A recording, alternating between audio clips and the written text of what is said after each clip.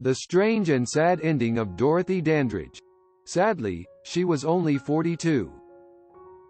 Dorothy Dandridge was a talented American movie actress and singer, and was the first African American to be nominated for an Academy Award for Best Actress, for her performance in the title role of the 1954 film Carmen Jones.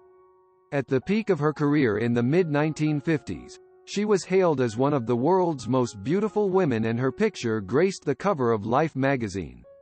She had many successes in a tragically short life and made a major contribution to the development and acceptance of African Americans in film. She was born in Cleveland, Ohio, on November 9, 1922, the second of two daughters. Dorothy's parents separated shortly before she was born, and she and her older sister, Vivian, were brought up by their mother, Ruby.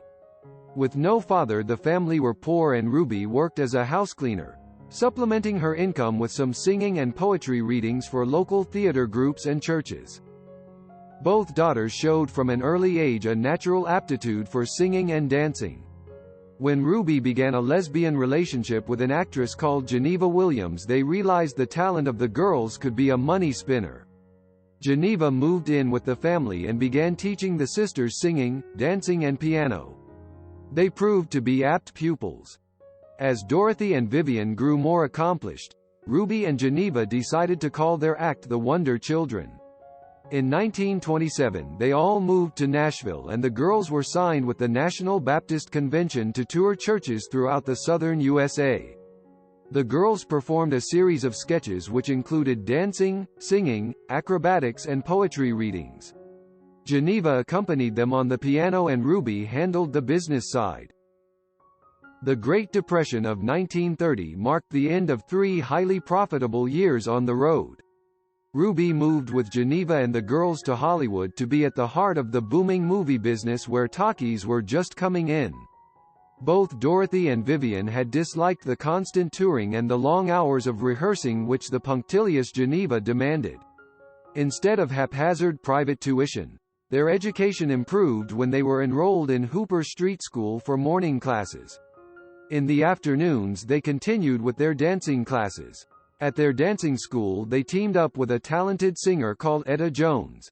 They formed a trio and changed their stage name to the Dandridge Sisters.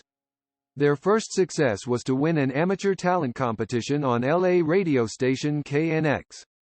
They acquired an agent, Ben Carter, who found them work in theaters around Southern California, including their first movie work, albeit uncredited, in 1935 in The Big Broadcast of 1936.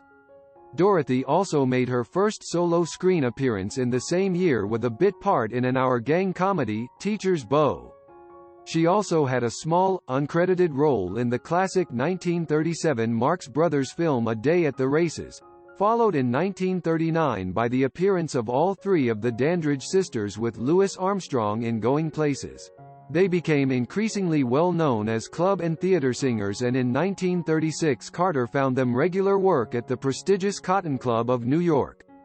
Dorothy was still only 14 years old, and she began to meet and mix with the top black entertainers of the 1930s, including Cab Calloway, Duke Ellington and the dancing Nicholas Brothers.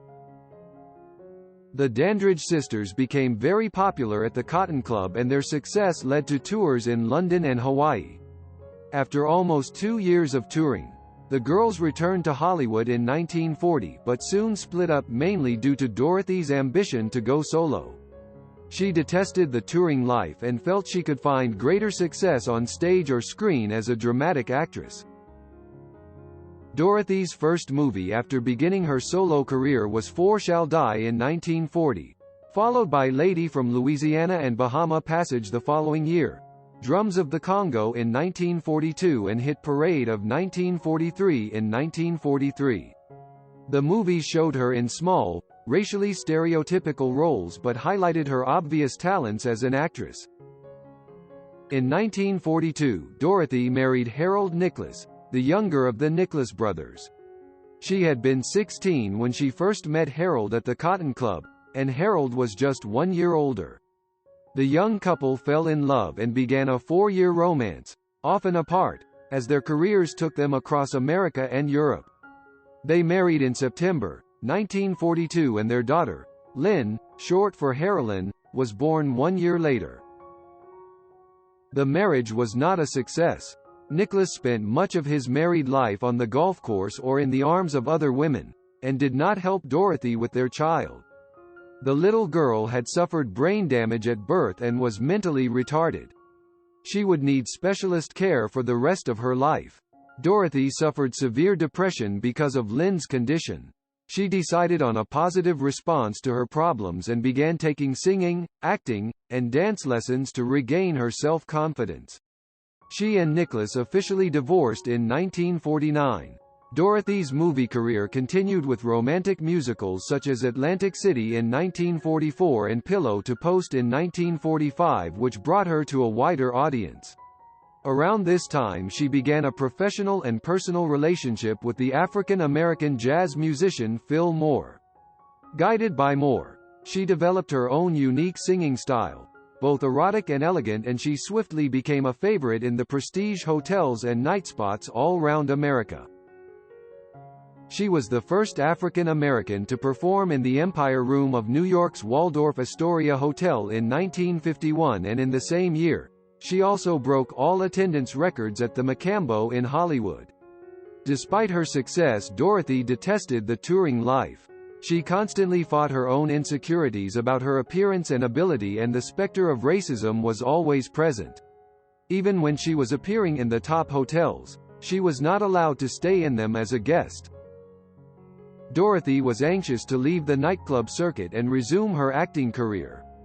In 1951, she played a supporting role as an African princess in the 1951 movie Tarzan's Peril, and in 1953 she got excellent reviews when she appeared in a much more complex and difficult role as a teacher in Bright Road.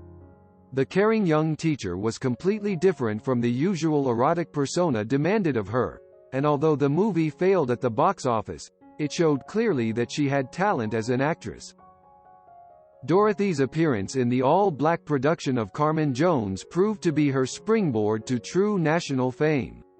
Her superb performance won her a nomination for the Best Actress Academy Award, the first African-American to be nominated in the Best Actress category and only the third to be nominated in any category, after Hattie McDaniel and Ethel Waters. Although she lost out to Grace Kelly in The Country Girl, it brought Dorothy to the notice of the whole world. During the filming of Carmen, Dorothy began an affair with the director, Otto Preminger. The affair lasted several years but eventually petered out when it became obvious that Preminger would not leave his wife. Although her new fame changed her life financially, it did not immediately bring more film roles, and her personal life continued to be unhappy. In 1957, a story came out in the sleazy tabloid Hollywood Confidential about a sexual liaison between Dorothy and a white bandleader in 1950. In a landmark case, Dorothy and Maureen O'Hara were the only stars who testified in the case against the publishing company. Because of their testimony, it was proved that the company had been libelous, and the judge banned them from publishing such questionable stories. Dorothy's career continued to be hampered by racial stereotyping. At the very time she should have springboarded to greater success, her career stalled due to lack of suitable movies. The studios felt that audiences would not accept African American actresses in powerful roles. In 1955, Dorothy was offered the supporting role of Tuptim in The King and I, alongside Deborah Kerr and Yul Brynner, but declined it on the advice of Preminger, who thought the part too small. The movie was a smash hit with Rita Moreno in the Tuptim part, and Dorothy's decision to decline the role marked the beginning of her fall from grace. Dorothy's next movie was the 1957 production of Island in the Sun, which provided a good role for her, but which merely rehashed the subject of interracial sex. The film was extremely cautious in its approach but still caused controversy, and some theaters in the South refused to show it. It was, however, a box office hit, and Dorothy's next two films were on the same theme, Tamango and The Decks Ran Red, both in 1958.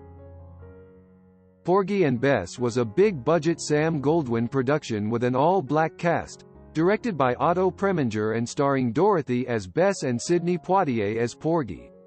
Preminger's relationship with Dorothy was over and he treated her particularly harshly during filming. The movie did not do well at the box office but was a personal triumph for Dorothy, who received a Golden Globe Award nomination for Best Actress in a Musical for her skillful portrayal of Bess.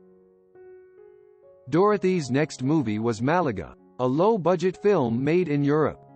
It was to be her final feature film. Originally titled Moment of Danger, it was made in late 1959 but was not released in U.S. theaters until 1962.